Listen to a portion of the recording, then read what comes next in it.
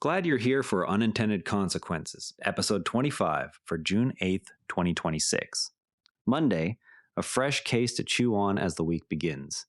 In 2019, a Stanford study examined what happened after San Francisco expanded rent control in 1994. Landlords removed roughly 15% of the city's rental stock from the market over the following years. They converted buildings to condominiums or redeveloped them into owner occupied housing. The policy had been written to keep working families in their homes. Instead, it accelerated the disappearance of the very apartments it sought to protect.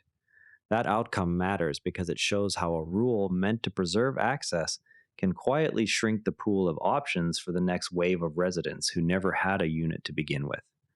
After World War II, many American and European cities faced acute housing shortages. Returning veterans and industrial workers competed for limited units. Local officials watched rents climb sharply in tight markets. They concluded that price ceilings would prevent displacement and maintain social stability. In New York, the 1943 federal rent control order and its local successors were defended as temporary measures to protect tenants from wartime profiteering. In Stockholm, post-war social democratic governments extended wartime controls into permanent tenant protections. They believed stable rents would let ordinary families remain in the growing capital. Policymakers in each place treated housing as a necessity whose price could be insulated from ordinary supply and demand pressures without long-term damage to availability. What connects these decisions is the shared assumption that short-term relief would not reshape the longer-term supply curve, an assumption later data would test directly. New York's system froze rents on pre-1947 buildings and later added rent stabilization for newer stock. It covered more than 1 million units by the 1970s. San Francisco voters approved rent control in 1979 for buildings built before 1979. They exempted new construction in the hope that fresh supply would continue to appear. Berlin introduced a 5-year rent freeze in 2020 that caped existing leases at 2019 levels for roughly 1.5 million apartments. Early tenant surveys in each city reported lower eviction filings and greater reported security of tenure. Proponents pointed to these immediate gains. A minority of economists and housing analysts warned that the caps would discourage maintenance and new construction. Those cautions rarely altered the political momentum. The pattern is worth noticing because the visible short-term protection for current tenants often overshadowed the harder-to-see effects on future availability. Landlords facing caped revenue responded in predictable ways. In San Francisco, the 1994 expansion prompted many owners to exit the rental market entirely. The Stanford researchers documented an increase in condo conversions and a measurable decline in rental housing stock. In Stockholm, queues for regulated apartments now stretch 8 to 10 years. Newcomers are pushed into the unregulated secondary market where rents are often double the controlled rate. Across cities, owners reduced spending on upkeep once returns were constrained. This produced visible deterioration in older buildings.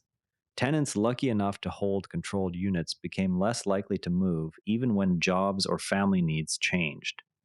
That reduced labor mobility and left larger apartments occupied by smaller households.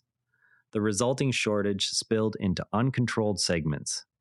Studies of San Francisco and Cambridge, Massachusetts, found that rents in non-controlled units rose faster than they otherwise would have because overall supply had contracted. Black market side payments and key money appeared in Stockholm and New York. These transferred wealth outside the formal price system the policy had tried to regulate. One implication that surfaces here is that when supply contracts, the pressure does not vanish. It simply moves to the remaining units and to informal channels that the original rules never addressed. Cambridge ended rent control by referendum in 1994. Within 4 years, average rents in formerly controlled units rose. Yet the quantity and quality of rental housing also increased as owners invested again. New York has repeatedly tightened and loosened its rules. It most recently expanded coverage in 2019 while still confronting chronic shortages. Berlin's 2020 freeze was struck down by the Federal Constitutional Court in 2021. The city returned to its prior regulatory framework. No major city has found a durable political path to repeal once controls are in place. The concentrated benefits to sitting tenants outweigh the diffuse costs to future renters and would-be landlords. Estimates of foregone new construction remain imprecise. The pattern of reduced rental supply appears consistently across the empirical literature.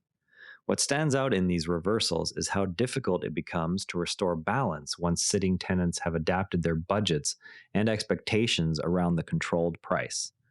Price ceilings on a durable good with long production lags tend to shrink the stock of that good over time. When rules create large windfall gains for current occupants, those beneficiaries become a durable political constituency that resists later adjustment. Complex urban housing markets transmit the effects of a single intervention through multiple channels. Maintenance, conversion, mobility, and new supply are all affected. The net result is rarely confined to the targeted price. Cities still weighing similar caps today might first ask what mechanism will ensure that tomorrow's renters can enter the market at all. Because the evidence from these earlier episodes shows that the initial protection can quietly reshape who gets to live where for decades afterward. That wraps today's case. The lessons travel further when you share them. Send this episode to someone who'd find it useful. We'll see you tomorrow, and before you go, this show is part of the NARA Network, a family of daily podcasts covering tech, science, markets, and more. If you enjoyed today's episode, give Modern Investing Techniques a listen. Modern Strategies for Canadian and U.S. Investors. You can explore the whole lineup at neuranetwork.com. This episode used AI voice synthesis of my voice. Editorial selection and analysis are my own.